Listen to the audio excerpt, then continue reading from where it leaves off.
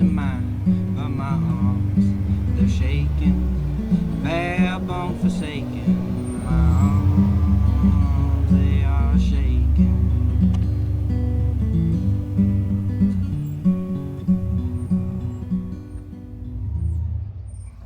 Hey there guys, we're back inside the truck. I know it's been a while since my last video.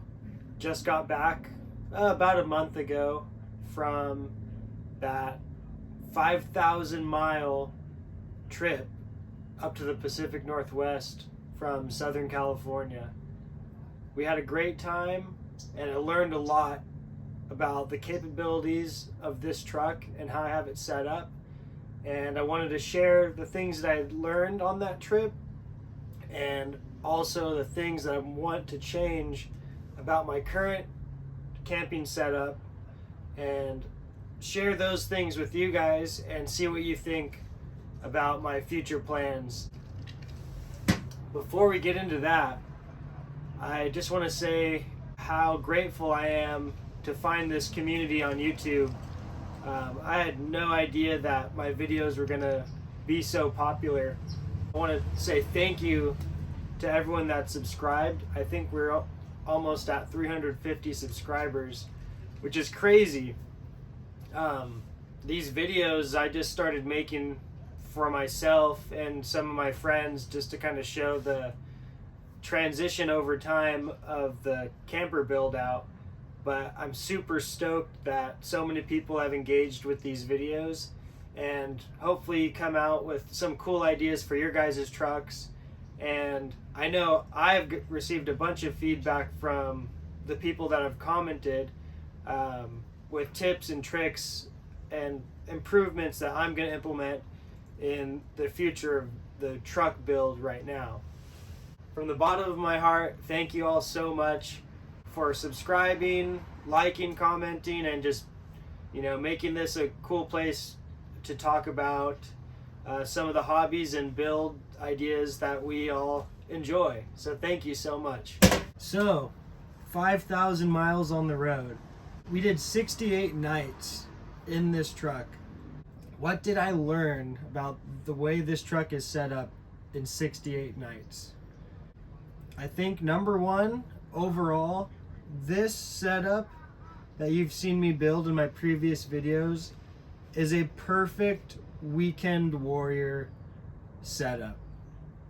And what I mean by that is, in terms of water storage, big one is electrical and food. I can last no problem 2 to 3 days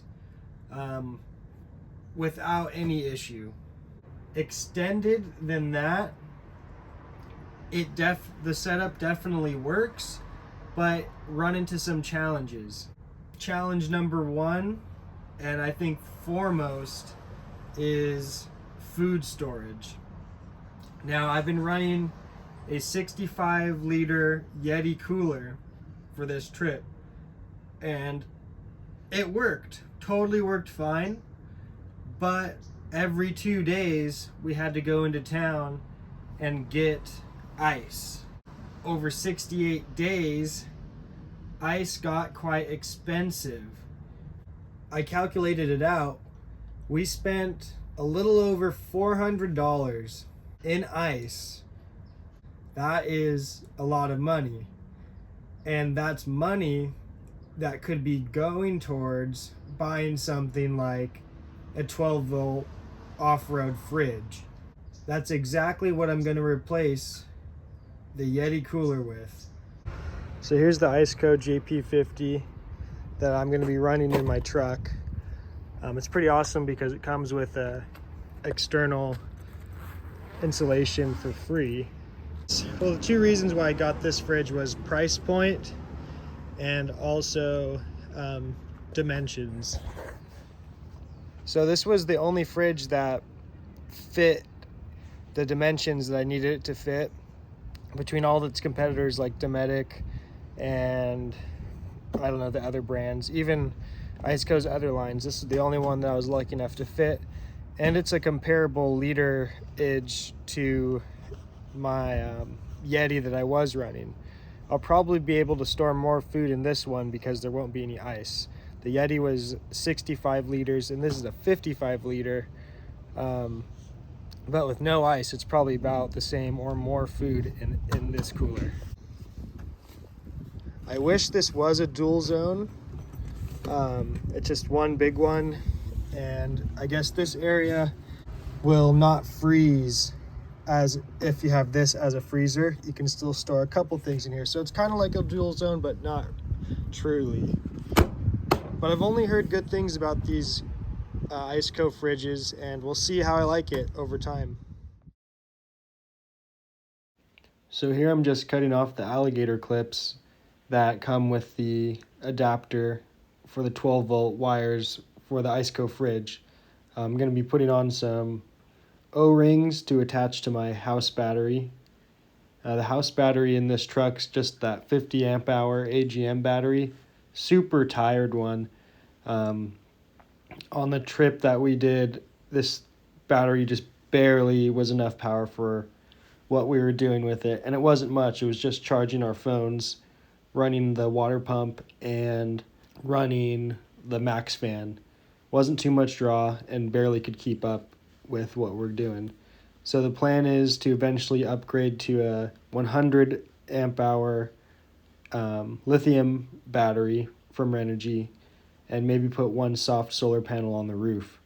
But in the meantime, I have a newer 50 amp hour AGM battery that I'll be running until I save up some money and get myself the 100 amp hour lithium battery. And I'll make a video about that soon if that ever comes to fruition. But for now, this fridge will run fine on the 50 amp hour, the new battery. I tested it out, can get through the night fine, and run during the day with some supplemental solar panel from the portable suitcase panel that I have. After I finish installing these connectors, it's as simple as plugging it up to the battery and installing the fridge slide out that I'm going to use. And that just takes 8 slag bolts straight into the floor, and then put the fridge on it. I'll show you that right now. Okay, I just got the slide out for my fridge installed, and it turned out super perfect. Comes out to the edge of the tailgate, and now I can easily grab whatever you need from inside or from outside of the truck.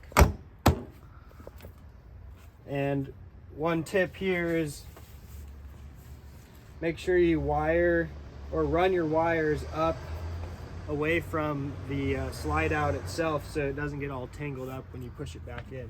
So I just used some zip ties and put it on my bed rail. Just like that.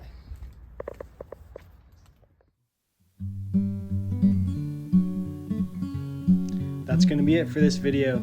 Thank you all so much for watching, and see you guys on the next one.